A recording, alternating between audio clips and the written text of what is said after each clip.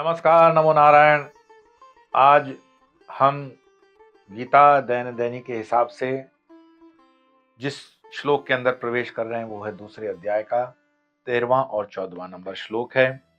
और ये भगवान वाच से सारे श्लोक चल रहे हैं। अब हम गीता की गहराई में धीरे धीरे प्रवेश करते जा रहे हैं और समय जैसे कम पड़ गया, आपको ऐसा प्रतीत होगा, क्योंकि इन श्लोकों पर तो कई घंटों तक व्याख्यान चलते हैं, एक एक श्लोक को लेकर के प्रवचन होते हैं कई जगह पर हम समय की सीमा और आपके कहे अनुसार उन चीजों को कर रहे हैं कि ताकि गीता घर घर पहुंचे। 10 मिनट में 2 श्लोक किए जा सकते हैं। आइए 13वें और 14वें श्लोक के पठन का प्रारंभ करते हैं।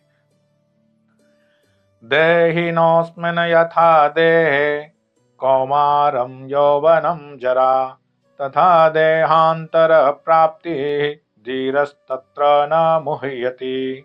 मात्रा स्पर्शास्तु कौन्तेय शीतोष्ण सुख दुःखदाः आगमापायिनो नित्या तांस्तितिक्षस्व भारत।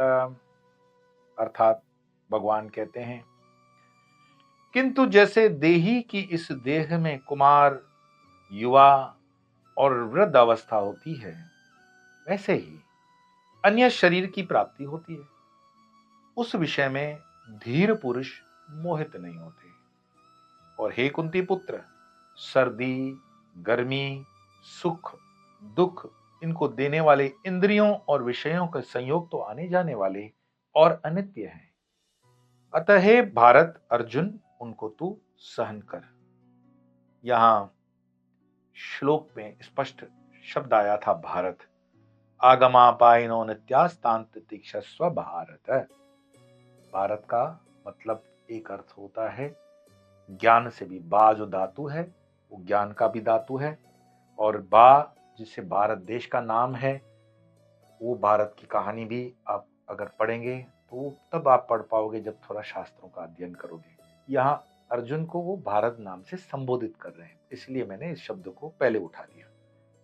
और जैसे अर्जुन ने उनको गुरु बनाने के बाद कहा कि मैं कंफ्यूज हूं, मेरा मन क्लियर डिसीजन नहीं ले पा रहा है, आप मुझे बताओ क्या सही है क्या गलत है, क्योंकि ये मेरे अपने हैं, मैं उनको मारूंगा नहीं। धरती अगर साम्राज्य मुझे मिल भी जाए तो मुझे वो राज्य चाहिए नहीं, गुरु की हत्या मुझसे होगी नहीं। कृष्ण उनको अब धीरे धीरे वास्तु स्थिति, जो धर्म की चरम सीमा है, जिसको हम स्पिरिचुअलिटी कहेंगे, आध्यात्मिकता कहेंगे, उस आधार पर उन टर्म्स कंडीशन पर समझा रहे हैं कि जैसे देही का इस देह में कुमार, कुमार मतलब जब हम बच्चे होते हैं 1 से 11 साल की उम्र में, टीन एज बाद में प्रारंभ होगी, तो वो जो कुमार अवस्था है, फिर युवा अवस्था है 13 से 25 वाली, फिर वृद्धावस्था आती है जिसको हम ओल्ड एज कहते हैं।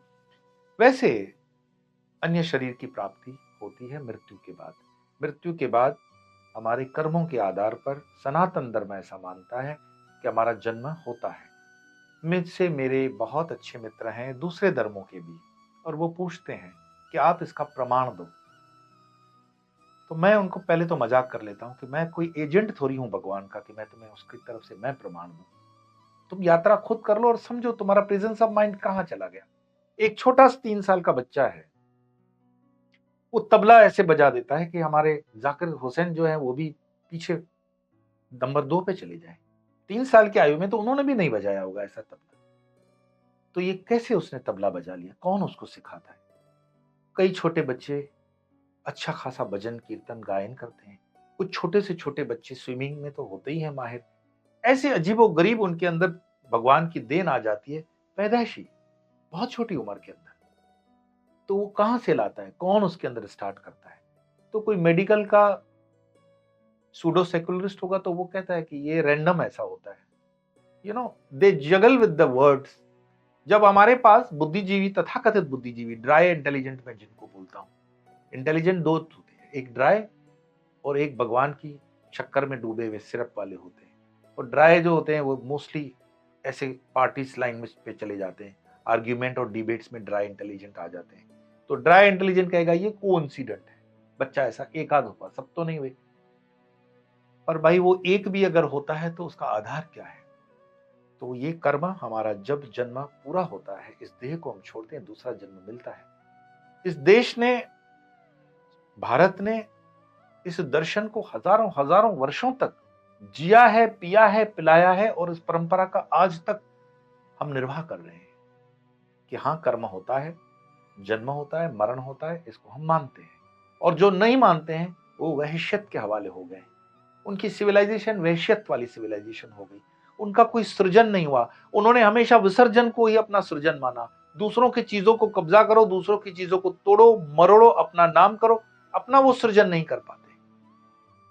तो कहने का अर्थ यही है कि अर्जुन को वो समझा रहे हैं कि जैसे ये देह है, उसमें कुमार, युवा और वृद्धावस्था होती है और अन्य शरीर की प्राप्ति होती है, उस विषय में धीर पुरुष, धीर मतलब जिसका ध्यान है, थोड़ा सा धैर्य है, डेप्थ है, थोड़ी सी एक खड़े होने वाली मानसिकता है, सुन रहा है, समझ रहा है, चिंतन है जिसका, वो धीर पुरुष मोहित नहीं होता। मोहित होना मतलब मोह में आना, डेल्यूजन, वो नहीं है। और हे कुंती पुत्र, सर्दी, गर्मी और सुख दुख को देने वाले इंद्रियों और विषयों के संयोग तो आने जाने वाले हैं। मान लो जब हम किसी उलूल जुलूल ऑफिस के काम में आ जाते हैं, कोई भी काम ऑफिस का कोई भी हो सकता है, कंप्यूटर हो सकता है, सॉफ्टवेयर हो सकता है, एयरलाइन का हो सकता है, होटल इंडस्ट्री हो सकता है, एनी टाइप ऑफ वर्क, और उसमें आपको सर दर्द हो गया, आपने एक पैरासिटामोल गोली ले ली, मैं आकर के आपको पूछता हूं कि क्या हो गया भाई साहब, तो आप मुझे क्या कहते हो? मेरे सर में दर्द है। ठीक है। फिर दूसरे दिन होता है, आपकी गाड़ी स्लिप मार जाती है, टू व्हीलर, और आपको चोट लगी है, आप बैंडेज वगैरह लगाते हो, मैं आपको पूछता हूं आज क्या हुआ, तो आप कहते हो मेरे हाथ में दर्द है। आप ये क्यों नहीं कहते हो कि मेरे में दर्द है? आपको कितना ज्ञान है, आपको भी तो कितना ज्ञान है, सोचो। आपको बिल्कुल पता है कि मेरे सर में दर्द है, मेरे में दर्द नहीं है। दैट मीन्स आप बिल्कुल श्योर हो कि ये जो सर है वो मैं नहीं हूं, मैं सर से अलग हूं। बड़े ब्रह्म ज्ञानी हो आप तो ये हाथ है, इस हाथ में दर्द है, हाथ मेरा है, लेकिन दर्द हाथ में, मेरे में नहीं है। तो मैं हाथ से अपने आप को एसोसिएट नहीं करता हूं, ये मेरा हाथ है, हाथ में दर्द है। इट मीन्स मेरे हाथ में दर्द है, मेरे में दर्द नहीं है, मतलब मैं हाथ से अलग हूं। तो यही तो वो कृष्ण बताते हैं कि विषयों के संयोग तो आने जाने वाले हैं, और सर्दी, गर्मी, सुख दुख इंद्रियों के हैं। तो जो हम कहते हैं ना कि आंख में बड़ा दर्द है, इसकी दवा, कोई स्तोत्र बता दीजिए, कोई कवच बता दो, शरीर के बता रहे हो। अध्यात्म में आगे की यात्रा करोगे, मैं उनका विरोधी नहीं हूं जो ये सब देते भी हैं, ठीक है, परमात्मा की प्रकृति है, इसमें तो बहुत कुछ होगा। लेकिन मैं अपने लिए मानता हूं कि आध्यात्मिक उन्नति के लिए जो आत्मा से संबंधित हो, आत्मोन्नति के लिए, शरीर उन्नति के लिए नहीं, आत्मोन्नति के लिए जो मार्ग हो, मैं उसके लिए आपके लिए लाभदायी बन सकूं, क्योंकि मेरे गुरुजनों ने मुझे आत्मोन्नति का मार्ग बताया। अगर शरीर के मानो की चवन्नी की जो पैरासिटामोल देने का मैं मंत्र आपको दूं कि ये दर्द से निवारण हो, तो पैरासिटामोल कंपनियों को भी तो खाने का अधिकार है। इसके लिए हम अपने धर्म की साधना को लगाएंगे तो मूर्खता है। आत्मोन्नति में धर्म लगता है। अब ये मान लेना कि सुख और दुख को देने वाली इंद्रियां और विषयों के संयोग आने जाने वाले और अनित्य है। अनित्य मतलब नित्य नहीं है, कंटिन्यू नहीं है, अनित्य है, इंटरप्टेड है, वो हमेशा नहीं रहेंगे। आपने देखा है कोई आदमी पैदा हुआ और मरने तक उसको बुखार ही रहा। अब वो बदकिस्मत हो सकता है, एक्सेप्शनल केस में कोई हो, पर ऐसा होता नहीं है। अनित्य है, ये आएगा जाएगा। और ऐसा भी व्यक्ति नहीं है, मैंने किसी दर्शन शास्त्र में पढ़ा था कि एक संत के पास कोई अपनी बेटी का हाथ लेकर गया कि आप मेरी बेटी से शादी कर लो। उसने कहा क्यों? तो उसने कहा मेरी बेटी पर ऊपर वाले की इतनी कृपा है कि इसको आज तक कभी नजला तक नहीं हुआ। नजला मतलब सर्दी जुकाम। संत ने कहा रहने दे, ये लड़की सबसे बड़ी बदकिस्मत है, इसको सर्दी जुकाम तक भी नहीं हुआ। इसके लायक भी उसको परमात्मा ने नहीं समझा कि इसको सर्दी जुकाम जैसा थोड़ा सा दुख दे। दुख आपको दिया इसीलिए जाता है कि आपकी कैपेसिटी बढ़े, उससे आपका रेजिस्टेंस बढ़ता है। आपको पता है कि आपका बुखार जो होता है वो बुखार बीमारी नहीं होती, बुखार बीमारी का इंडिकेशन होता है। लेकिन हमें दिखाया गया कि बुखार तो बहुत बड़ी चीज है, हा हु पैनिक हो जाता है, वो एडवर्टाइजमेंट आ जाती है, सर में दर्द, ये लो फला गोली, ये लो फला गोली।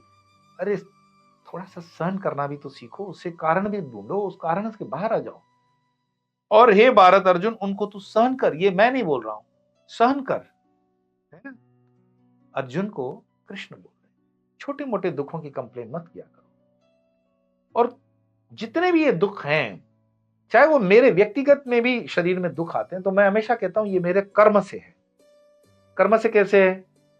अगर किसी ने सर्दी के मौसम में छाछ पिला दी तो सर्दी होनी है, तो मुझे ना बोलना चाहिए, पर मैं सोचूंगा नहीं, मोह में आ गया कि इसको दुख होगा कि ये छाछ पीने वाले लोग हैं, रात में बोलते हैं पीने से कुछ नहीं होता। मुझे पता है मुझे छाछ डाइजेस्ट नहीं होगी, पर उनका मन रखने के लिए मैंने छाछ पी ली, 3 दिन बीमार। तो ये जो छाछ की वजह से मुझे सर्दी जुकाम बुखार आया, तो उसकी जवाबदारी परमात्मा के ऊपर है, ये मेरा कर्म है। जीवन में जितने भी तुम्हारे आसपास दुख फटकते हैं, 99.9% वो हमारे वर्तमान के कर्मों से होते हैं, या फिर प्रारब्ध के कर्मों से भी कुछ होते हैं, कुछ संचित कर्मों से होते हैं। और उन कर्मों को आप जो है बैलेंस करने की कोशिश करो सत्कर्म करके। कैसे करोगे सत्कर्म? सत्कर्म करने के लिए बहुत छूट है।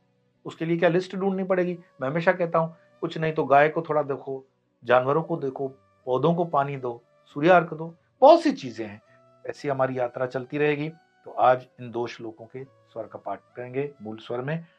देहिनोऽस्मिन् यथा देहे कौमारं यौवनं जरा तथा देहांतर प्राप्ति धीरस्तत्र न मुह्यति मात्रा स्पर्शास्तु कौन्तेय शीतोष्ण सुख दुःखदाः आगमापायिनो नित्यात् तान् तीक्षस्व भारत। कल फिर मुलाकात होगी, तब तक के लिए नमो नारायण।